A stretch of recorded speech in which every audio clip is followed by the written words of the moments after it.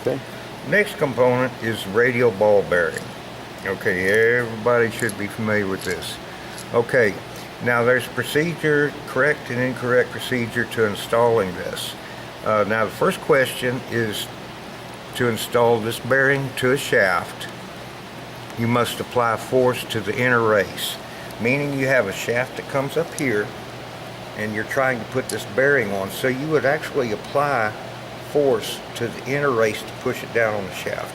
If you push on the outer race, you're going to be pushing those balls into that race and into the inner race, which causes what's called is brinelling. It pings it. It puts little dents in there. But anyway, that's the correct procedure for that. Now, the next question, roller ball bearings are free floating and not preloaded. That's correct. There again, they need to have zero preload here or here. You don't want to have force coming here or force going against the ball bearings there, because you'll just be applying force on one side of that race and that'll cause premature failure. Now, the next question, if the ball bearing outer race is to be installed into housing, hammering on the inner race is acceptable and no damage will occur to the bearing if you pack it with grease. That is incorrect. If you are hammering this into a housing like this,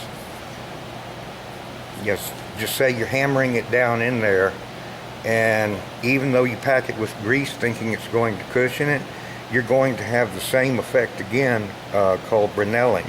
You're going to actually be forcing the balls to that portion of the outer race and this portion of the inner race.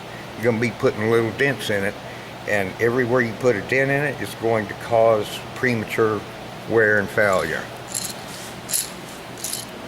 Okay. Bearing failure can be caused by electric arc erosion of the races with rubber belts application. That's true.